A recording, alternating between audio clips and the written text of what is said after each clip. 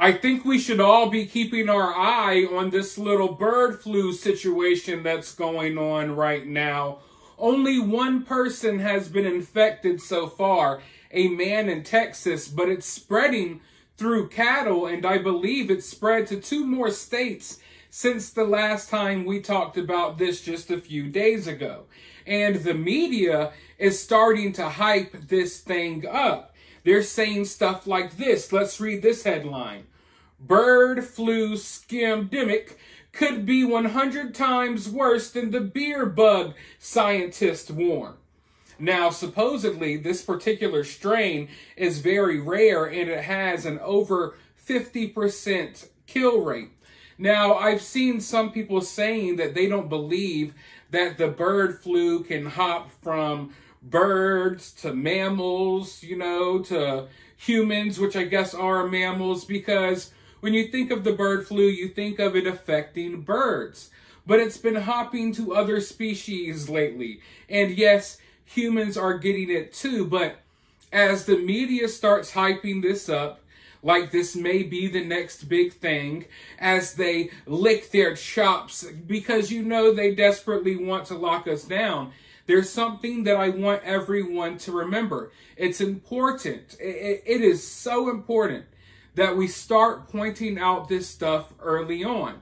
I'm not saying that this can get as bad as what we went through a few years ago, but in order to prevent that, we have to remember how we got here, and we have to point things out while we can. So as the media is hyping this stuff up, putting out headlines like what I just showed you, I want you all to remember this headline from just a month or so ago. U.S. is collaborating with Chinese scientists to make bird flu strains more infectious and deadly as part of a $1 million project, despite fears similar tests unleashed the beer bug. The U.S. government is spending $1 million of American taxpayer money to fund experiments on dangerous bird flu viruses in collaboration with Chinese scientists. The research involves infecting ducks and geese with different strains to make them more infectious and study the potential to jump into mammal hosts, according to research documents. It is being funded through the U.S. Department of Agriculture, and collaborating studies will take place at sites in Georgia, Beijing, and Edinburgh in Scotland. So right in the U.S., they're doing these tests. And as this stuff starts spreading, and, they're going to pretend like we don't know what the hell is happening. Where did this come from? How is this spreading from birds to cows? How is it spreading to people? What is going on here? They're going to play that game, okay? We all know they are. But let's not forget that right out in the open, just a few short weeks ago, before this little problem started spreading through the cattle, they were out here in the mainstream letting you know that they were doing these tests purposely. So I don't want there to be any confusion going forward as to why this is probably happening, okay? But if you think this isn't something that you have to worry about, I assure you it is. I'm not telling you that you're going to get infected by this stuff, but what matters is the response that we're going to see from the powers that be. Also, I believe one of the biggest, if not the biggest, eggplants, one of, if not the largest egg producer in America, has now shut down because this stuff is spreading through their factories. So you may see a shortage of eggs at your local grocery store. Maybe it's time for us all to get chickens. But with that being said, I'm going to roll this news clip really quickly. As I do, make sure you all hit that thumbs up button and drop a comment below. Let me know what you think thus far, and then I'll be right back with more thoughts. America's largest egg producer has stopped production because of bird flu. Federal health officials say that the threat to humans remains low, but the situation is certainly being monitored very carefully. Health reporter Stephanie Stahl joining us with more on how we all stay safe. That's right. You have to pay attention to this one. You know, officials say the avian flu has moved from poultry to cows and has now infected 2 people. The biggest risk is to those who have direct contact with the animals, but experts say it's also a good idea to take some extra precautions around food. With bird flu spreading, the CDC says the risk to humans remains low, but is warning people to thoroughly cook eggs and poultry to an internal temperature of about 165 degrees.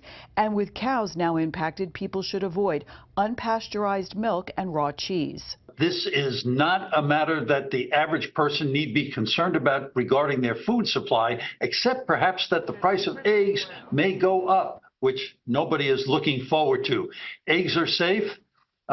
Pasteurized milk is completely safe. You don't have to worry about that. 6 states are now reporting outbreaks of avian flu among dairy cows. This week, a Texas dairy worker had pink eye after testing positive for the virus, becoming only the 2nd known human case in the United States. This virus, fortunately, has not yet had the capacity to spread readily from person to person. There's no evidence of person-to-person spread, so let's all keep our fingers crossed. In Texas, the nation's largest egg producer shut down production and is in the process of slaughtering more than 1.5 million chickens after a major bird flu outbreak at its plant. The number represents less than 4% of the company's flock and less than 1% of chickens in the U.S. All the eggs were destroyed. The chickens are going to be destroyed, so it's completely safe. The Texas Agriculture Commissioner says there's no reason for people to be alarmed. The only way you could get it from eggs is if you ate them raw. I don't think that's going to be a problem. To consumers, eggs are safe. The USDA is advising people to also wash their hands after handling raw poultry and eggs. And the CDC says it is continuing to work with the USDA, FDA, and state health departments to monitor people exposed to animals impacted by these viruses. So it's something that they are going to be carefully monitoring. We'll keep you posted on this one. Without question. When looking at a situation like this one, I feel as if you have to approach it from every angle that you can possibly imagine. You need to think of the possibilities, and we've seen some of the possibilities a few years ago about what they might do when it comes to something like this. And if you think it can't happen again, then you're being really naive, because I think they want it to happen again. And, you know, as they itch to try to take our personal freedoms away in any way possible, I think it's important, as I was saying earlier, to point things out when you can. To go ahead and leave what I would call a trail of information. So when we get to a point where they try something like they've tried before again, we're already on top of it. You know, we're already on top of it, already spreading the information. So not as many people get caught off guard. And so more people can understand the reality of what is going on. But when I look at this news story, it doesn't go over my head that we're living in a time where they're trying to encourage us to eat less meat. You know, you will eat the bugs and live in the pods. They want us to eat less meat. They're already, you know, trying to encourage people to eat bugs and things of that nature. They're talking about how cow farts are the main leading cause of climate change and all of this stuff. So that doesn't go over my head either. Like I said, I'll approach this from every angle I can, and I do think there may be multiple different agendas at play. But at the end of the day, regardless of what your belief is as to what's happening, you have to be prepared, because just because you think this is some BS, or I don't have to worry about this, or I don't have to worry about that, you never know what these people will pull. You know what I mean? Regardless if this is actually, you know, a disease that we all need to be worried about, what we have to be worried about is the response. And we've seen before that they are irrational with how they respond to these things. And I wouldn't put it past them to be irrational again. But even on more of a simpler scale, you know, this is affecting our food supply. And we've seen random things happening to the water. We've seen things happening to farmland, the food industry.